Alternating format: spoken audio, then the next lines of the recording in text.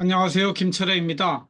2024 공공경제론 제6장에 대한 강의 동영상을 올려드리도록 하겠습니다. 제6장의 주제는 후생경제학이란 무엇인가에 대한 것들을 살펴보는 겁니다. 좀 상대적으로 전체 과정 중에 좀 어려운 내용이 포함될 수 있는데 한번 잘 들어보시고 필요한 거는 또 찾아보면서 공부하도록 하셨으면 좋겠습니다. 오늘 제6장에서는 사회 후생이 뭔지, 또 효율성이란 무엇인지, 시장 실패는 무엇인지, 정부는 어떻게 시장 실패를 치유하는지, 또 공평성이란, 또 보상의 원칙, 불가능성의 정리, 차선의 이론, 이런 다소 처음 들어보는 용어들을 배우게 될 터인데, 여러분들이 이 내용들을 알고 계시면 훨씬 더 다른 공부할 때도 유익하기 때문에 한번 살펴보도록 하겠습니다. 요 그림은 제가 늘 보여드리는 거지만 우리 행정학의 기본 틀입니다. 이 초록색 바탕이 대한민국 전체라고 하면은 이 대한민국 전체는 정부와 시장과 시민사회로 구성되어 있다. 그리고 이 정부는 중앙정부와 지방정부로 되어 있다.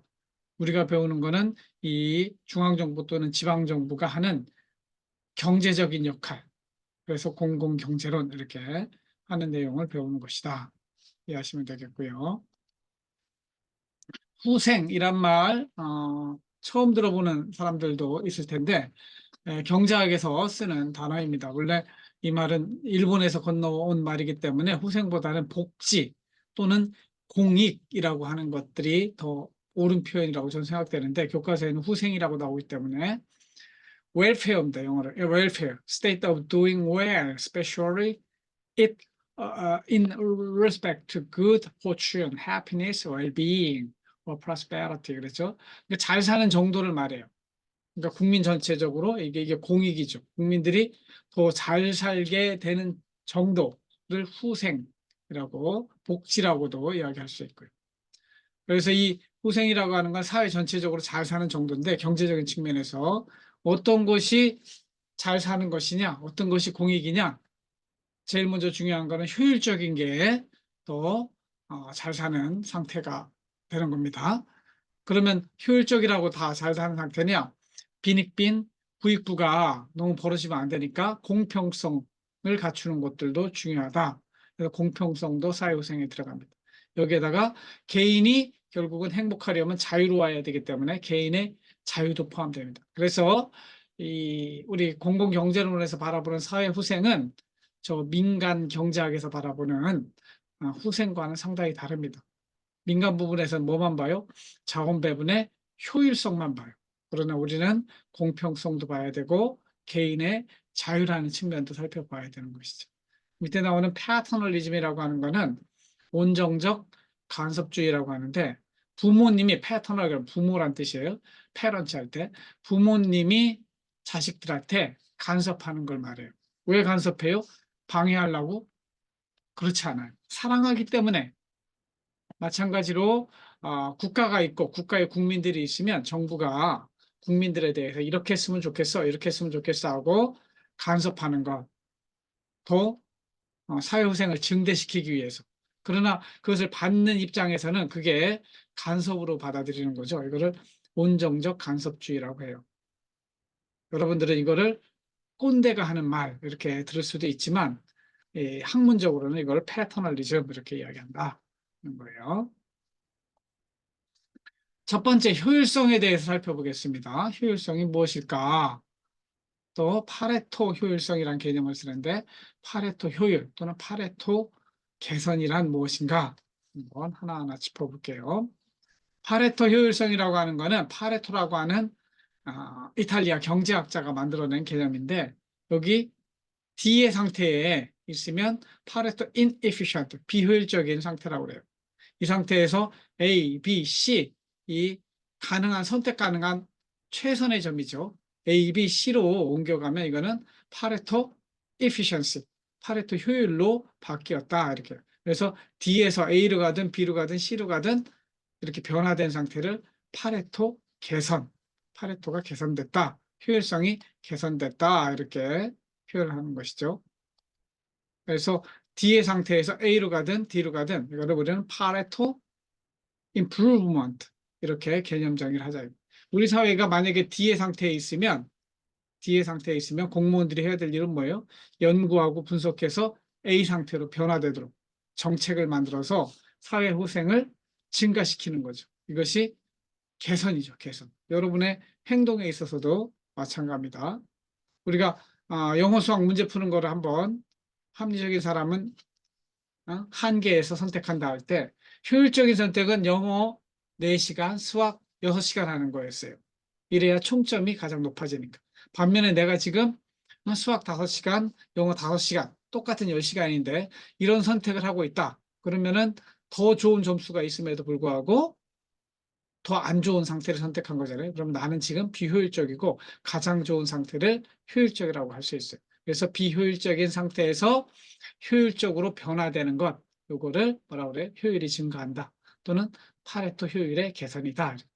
변호사와 타이피스트 예를 든 적도 있어요. 이들이 각자 따로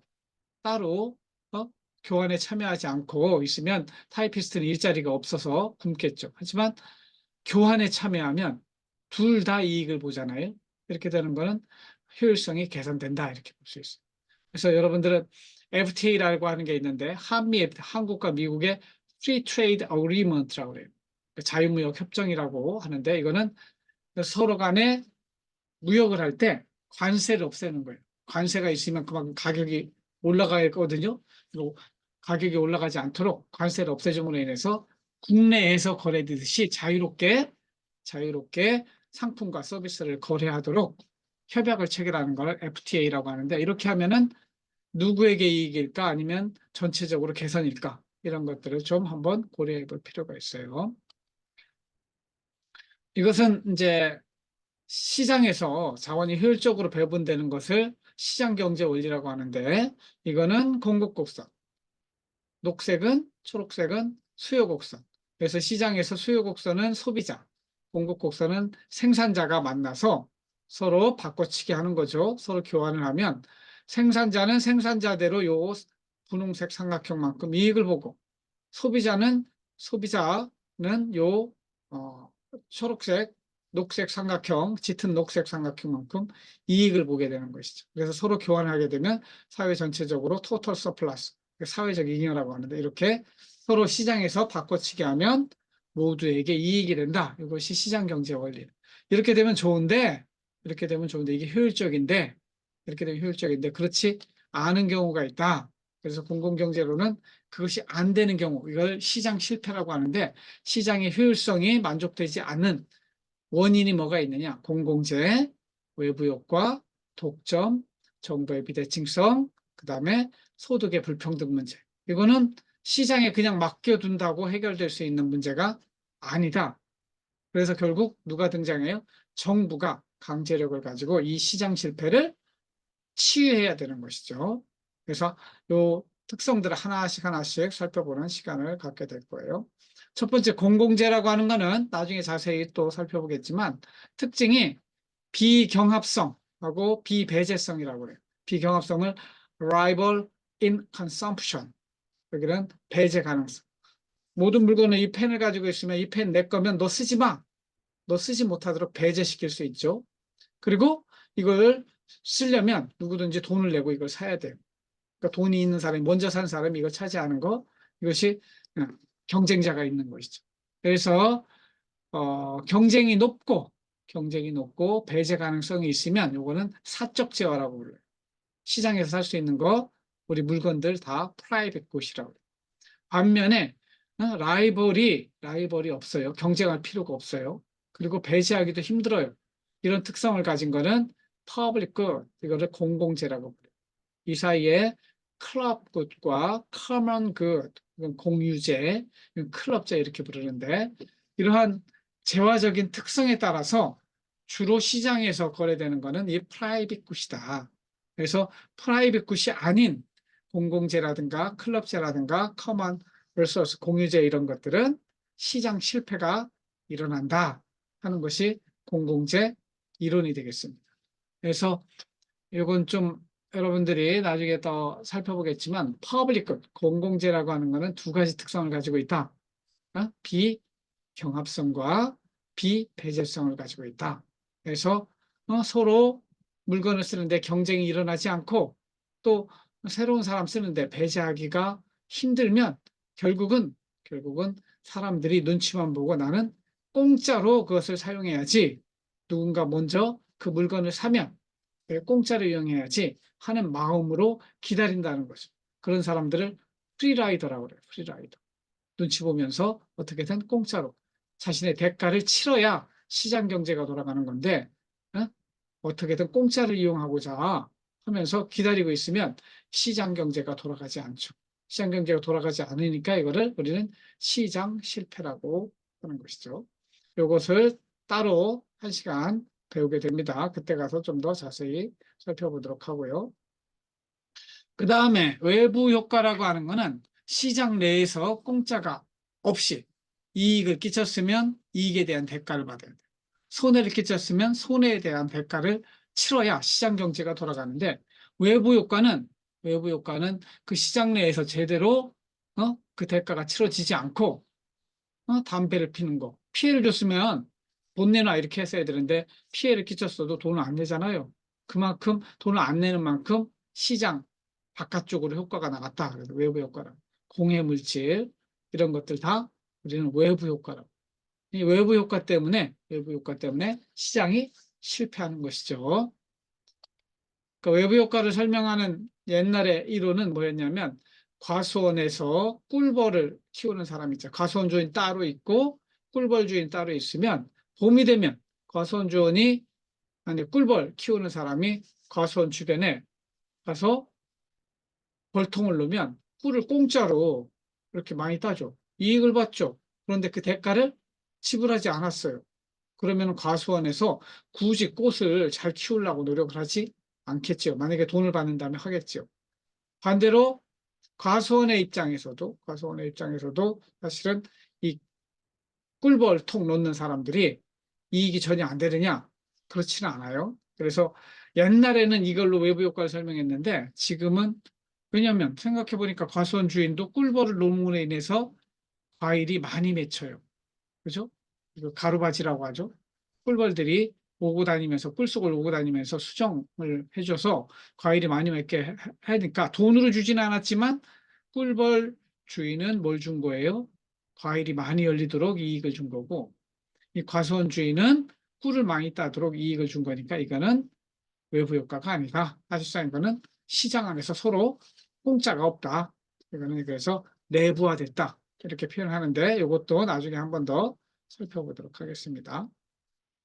그 다음에 독점을 하게 되면 어떻게 된다고 그래서 독점이 발생하면 독점자는 이익을 많이 볼 수 있지만 사회 전체적으로는 손해가 발생한다.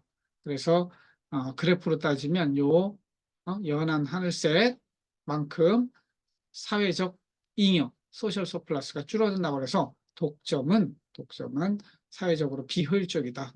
이것이 시장 실패라고 하는 것이죠. 독점을 없애면 사회가 효율적으로 되니까 시장 실패가 치유되고 더 좋은 상태로 개선이 되는 것이죠.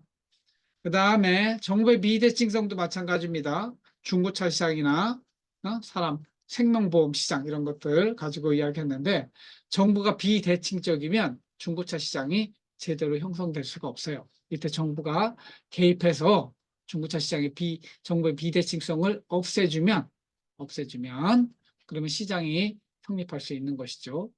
이것뿐만 아니라 정부의 비대칭성 문제는 주인 대리인 문제를 발생시켜요. 즉 에이전트, 대리인이 주인의 뜻대로 행동해야 되는데 정부의 비대칭성 때문에 주인의 뜻대로 행동하지 않는 그런 행태를 도덕적 해이 또는 주인 대리인 문제라고 하는데, 이런 것들 때문에 이것도 시장 실패의 원인이 된다고 보는 것이죠.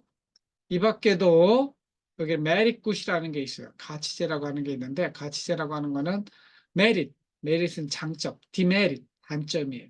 공해와 같은 거는 디메릿이죠. 사회에 악영향을 미치는데 그 대가를 치르지 않기 때문에 이 악영향이 얼마나 나쁜 건지 underestimate, 과소평가되게 되어 있어요. 반면에 사회에 플러스의 긍정적인 영향을 미치는 거, 즉 에듀케이션, 교육과 같은 거는 교육을 함으로 인해서 사람들은 공부해서 열심히 하겠다라고 하지만 이 초등교육, 중등교육, 고등교육을 의무화시키게 되면 사회 전체적으로 범죄율이 올라가게 돼요.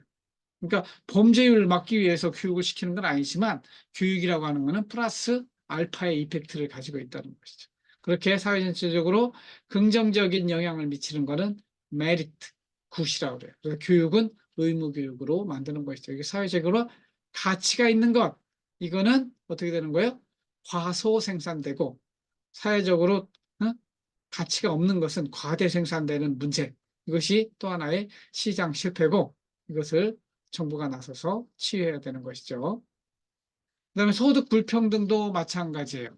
우리 사회 전체적으로 국민들이 공익 더 행복하려면 소득이 불평등해서 빈익빈 부익부의 상태가 되면 사람들이 나와서 데모하게 되고 범죄율도 올라가게 돼요.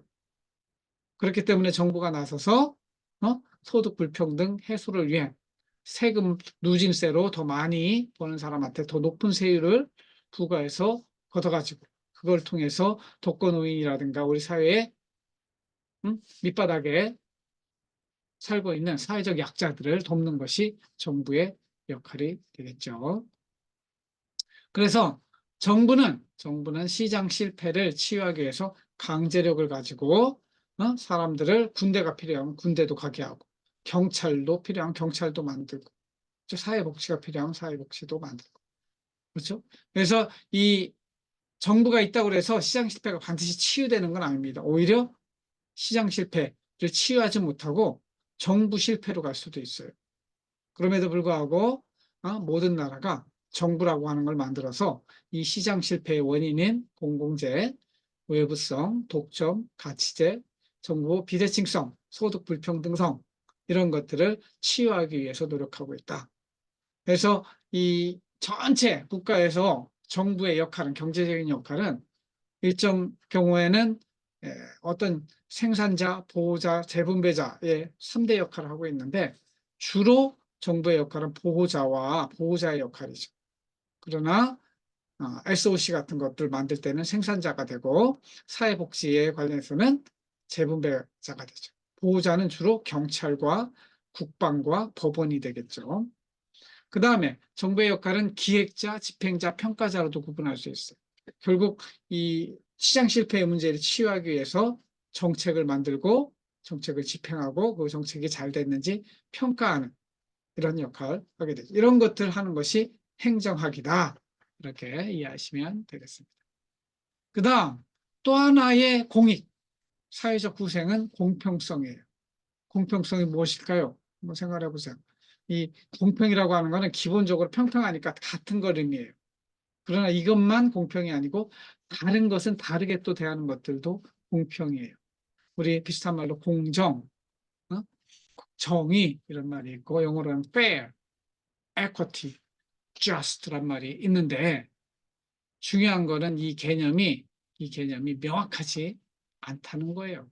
기본적으로 공평성은 n분의 1, 평등, equality를 의미해요. 여기에 공평하다고 하는 거는 에쿼티라고 하는 거는 정당한 권리도 포함하고 페어니스, 공정성의 원리도 가지고 있어요.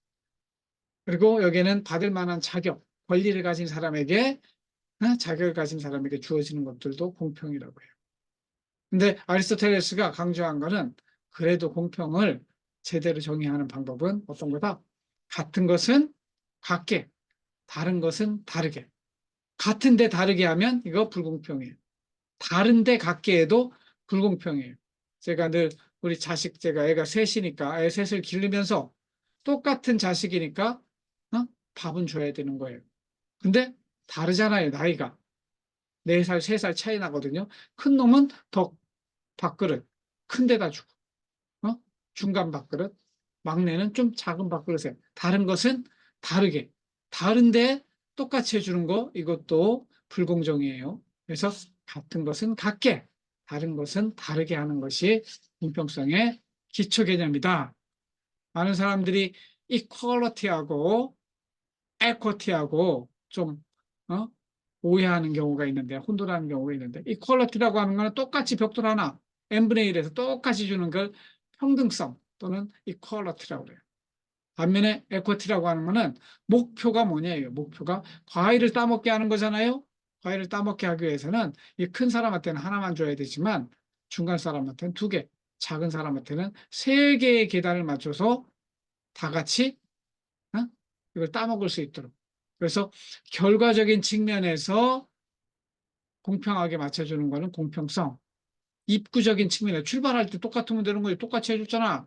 이렇게 하는 거는 평등성이래. 그리고 우리가 지향하는 거는 에쿼티의 개념이다 이거죠. 이런 것들을 실현하려면 시장에서는 안 되니까 정부가 개입해야 된다는 거예요.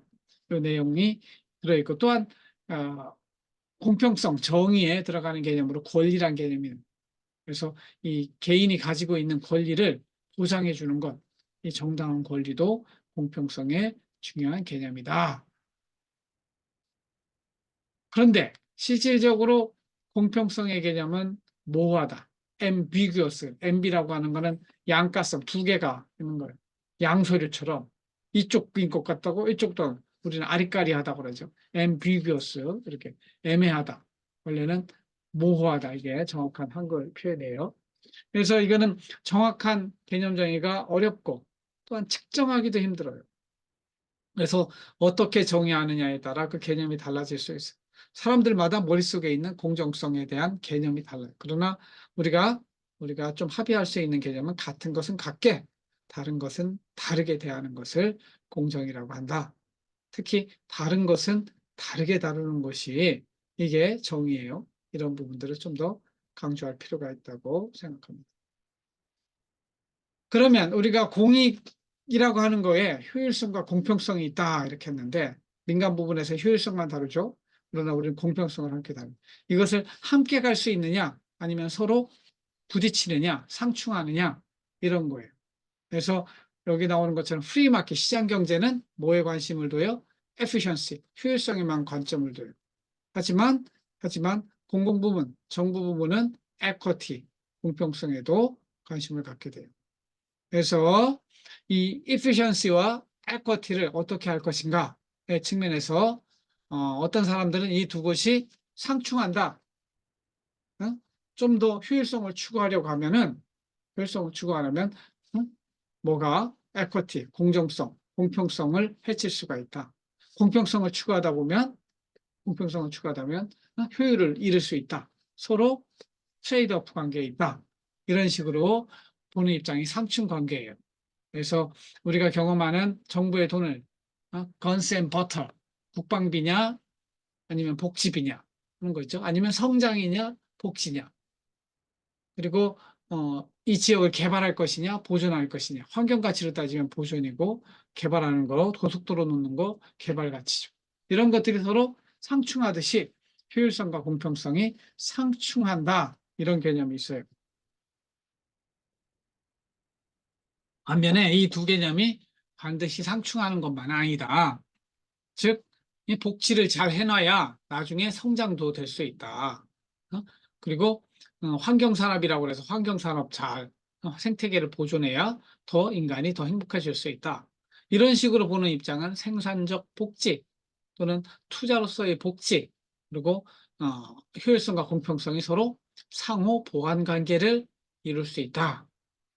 이런 두 가지 측면이 다 있어요. 그래서 주로 시장주의자들은 이런 쪽을 강조하지만 또 진보주의자들은 이 생산적 복지, 투자로서의 복지 이런 측면에 서로 상호 보완 관계에 있는 것을 강조하는 측면이 있어요. 그래서 다음 단계로 넘어가면 우리가 그러면은 효율성을 달성했을 때 효율성만 달성하면 다냐? 그 안에서 또 서로 그 안에는 손해를 보는 사람이 있을 수도 있는데 그럼 도대체 뭐가 더 개선된가? 아까 파레토 개선의 개념을 이야기했는데 어떻게 그 개선된 것을 측정할 수 있을까? 이 그림을 한번 보세요. Q라는 점에서 이 효용 가능 경계, utility possibility curve라고 하는데 이쪽으로 옮겨갔으면 X도 Y도 더 많이 사용할 수 있기 때문에 무조건 개선된 거예요. 그런데 R이나 S로 가면 어느 일방은 손해를 보지 않는 가운데 한쪽만 이익을 본단 말이에요. 그렇죠? 근데, 요 T로 간다고 그랬을 때, T로 간다고 그랬을 때는 한쪽은 크게 이익을 보는데 한쪽은 손해를 봐요. 근데 전반적으로는 이익이 됐어요. 이런 상황에서 어떻게 할까요? 이익을 본 사람한테 또 이익 본 거 중에 일부를 가져다가 지금 손해 본 사람한테 보상을 해주는 거죠. 그래서 이런 정책을 수행할 때 이익을 많이 본 사람에게 FTA를 한다고 해보세요. 한미 FTA 아까 이야기했지만 한미 FTA를 하게 되면 대한민국의 이익을 보는 사람들은 전자제품, 그다음에 자동차, 철강 이런 데 이익을 봐요. 미국에 수출이 많이 되니까. 반면에 우리나라에 수입되는 소고기, 쌀, 농업 관련된 사람들은 그것을 손해를 보게 돼 있어요. 그럼 어떻게 돼요? 국가 전체적으로 이익이냐 손해가 되느냐를 한번 따져보고 그중에 이익을 보는 자동차, 전자, 철강 이런 업체들한테 세금을 걷어가지고 누구에게 보상을 해주는 거예요? 손해를 본 쌀 농사 짓는 사람, 소 기르는 사람한테 보상을 해주면 될 거 아니냐? 이런 것들 따지는 것이 보상의 원칙이 되겠어요. 그래서 이 보상의 원칙에는 사람마다 여기서 생각이 다르게 적용이 돼요. 그래서 여기 나오는 것처럼 사회후생함수에 따라서 요거는 이제 유틸리테리안, 이제 공리주의적인 입장이라고 하는데 이 퍼슨 A와 퍼슨 1과 2가 똑같은 교환 비율을 가지고 있어요. 차이가 없어요. 이거는 모든 사람의 효용은 같다고 보는 것이죠. 반면에 요거는 이제 극단적인 롤주의 평등주의라고 하는 이런 사람들은 둘 다가 함께 증가할 때만 함께 증가할 때만 사회 후생이 증가하는 것이지 어? 어느 일방만 어느 일방만 증가하는 것은 사회 후생 증가가 아니야. 극단적인 평등주의죠. 그리고 요거는 중간적인 상태인데 요 유틸리테리안에 비해서는 상당히 평등한 관점이에요. 그러니까 빈부 격차가 있어서 가능하면 두 사람이 골고루 균등하게 나눠 먹는 것이 더 좋은 상태다. 이렇게 보는 것이 상대적으로 평등주의자. 이거는 극단적 평등주의자의 관점인데 이런 사회 후생 함수에 따라서 사회 후생 함수의 모양에 따라서 실질적으로 사회적으로 가장 효율적이고 적합한 선택. 요 Z점이 이걸 블리스 포인트라고 하는데 우리 접점을 구할 때가 있잖아요. 미분적분에서 요 점에서 우리가 선택 가능한 요 구역 안에서 최선의 점은 소셜 인디퍼런스 커브, 사회후생함수가 가장 극대화될 수 있는 Z점을 선택하는 것이다. 이런 것들을 배우는 것이 후생경제학인데 그냥 맛보기로만 알고 계시면 돼요. 그래서 이 사회후생함수를 알면 사회적으로 가장 적절한 점을 선택할 수 있다. 이것이 가능성의 정리예요. 그런데 공공경제론에서 강조하는 불가능성의 정리는 실질적으로 사회후생함수가 있고 이런 상태라 할지라도 이 결정이 정치적으로 결정되기 때문에 불가능성의 조건을 가능성의 조건이죠. 보편성, 완비성, 이행성, 비독재성 이런 것들 제3에서 이런 5가지 요건을 충족해야 되는데 민주주의 하에서의 사회적 선택은 이런 최선의 사회후생함수, 최선의 효율적인 그런 선택을 하기 어렵다. 케네스 에로라는 사람이 이것을 수학적으로 증명했어요. 그래서 이거를 불가능성의 정리 이렇게 부르는데 이런 거 설명하기는 좀 시간이 많이 걸리고 여러분들이 이런 것이 있다. 이런 것만 어, 알고 계시면 되겠습니다. 마지막으로 또 차선의 이론이라는 게 있어요. 차선, 최선 다음이 차선이죠. 최선은 best best예요. best best. 반면에 차선은 뭐예요? second best예요. second best. 그래서 최선의 선택, 아까 이야기하는 요 블리스 포인트와 이런 최선의 선택을 하면 좋은데 이 최선의 선택이 불가능할 경우에 차선책으로 어떻게 하는 거예요? 차선책으로 플랜 B를 선택하는 것이죠. 그래서 인생은 항상 플랜 A만 있는 것이 아니고 플랜 B, C까지 가지고 있는데 이 차선이라고 하는 것이 세컨 베스트라고 하는 것이 도대체 어떤 게 차선이 되는가?